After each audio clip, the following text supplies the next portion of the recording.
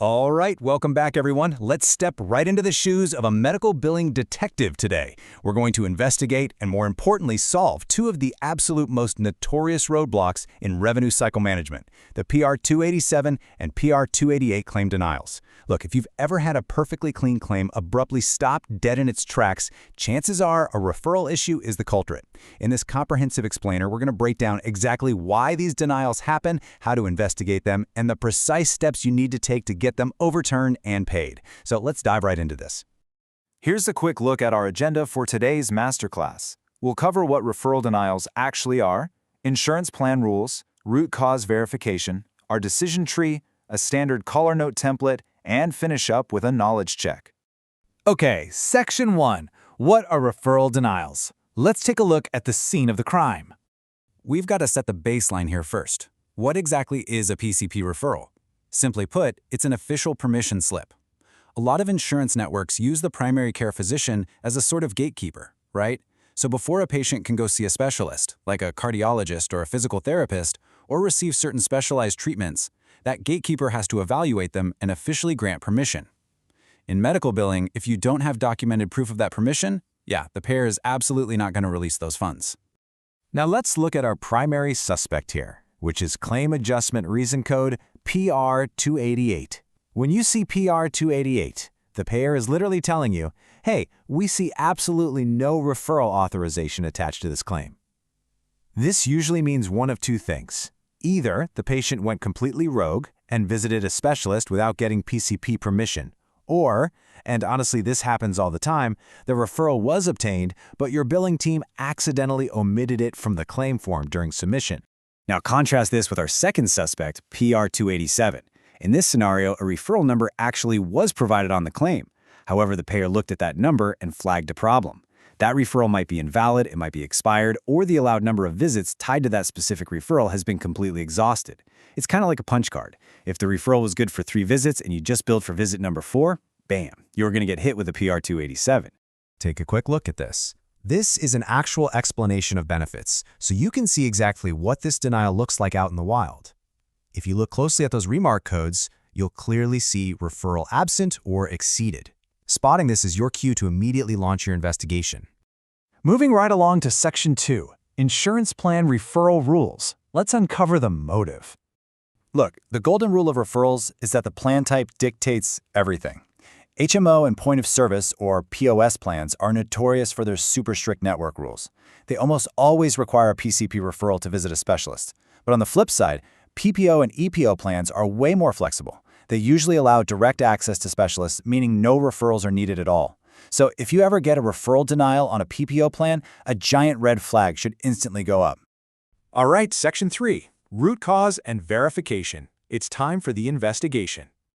You should always run through this pre-call checklist before you ever pick up the phone to call a payer. First, check if the rendering doctor on the claim is actually the PCP. If they are, you obviously don't need a referral. Next, look for the emergency services exception. If the place of service code, the POS code, is 23 for an emergency room visit, referrals are bypassed completely. Third, dig around in your billing system. Is there a referral number hiding in there somewhere? And finally, just verify if it was simply left out of Block 23 on the CMS 1500 claim form during the original submission. Section 4. The Denial Resolution Decision Tree. This is our action plan. So, step 1. If your investigation revealed an exemption, like, hey, the patient actually has a PPO plan, or this was a POS 23 emergency, you call the payer, point out that exemption, and demand they reprocess the claim for payment right then and there. But step 2, if the plan actually is an HMO and you genuinely cannot find a referral number anywhere in your billing system, well, it's time to initiate contact with the payer for a completely different reason. This is where your negotiation skills really come into play. Step 3, ask the payer rep if they accept a backdated or retro referral. If they do, immediately grab the assigned PCP's name and phone number from them. Then, step 4, you have to delegate. Assign a task to your client assistance team or the provider's office. Give them all those PCP details so they can reach out and request that backdated referral. The final steps are all about securing the resolution. Step 5, once the provider's office successfully gets that backdated referral, you just update Block 23 and resubmit a corrected claim to get paid. But What if the payer absolutely refuses backdated referrals? Well, that brings us to step 6. Your absolute last resorts are to either file a clinical appeal to try and prove medical necessity without the referral, or unfortunately, you just have to transfer the balance and bill the patient directly. Section 5. The Standard Caller Note Template. Let's talk about filing the report. Now, the crucial point here is standardization. Every good investigator files a flawless report. I highly recommend copying this completely anonymized template directly into your daily workflow. It captures every single critical data point you need: the date of service, who you spoke with, the HMO verification, the missing Block 23 info, the PCP details you pulled, and the exact next action step. Using a template like this guarantees your documentation is consistently standardized, totally professional, and super easy for the next person on your team to read.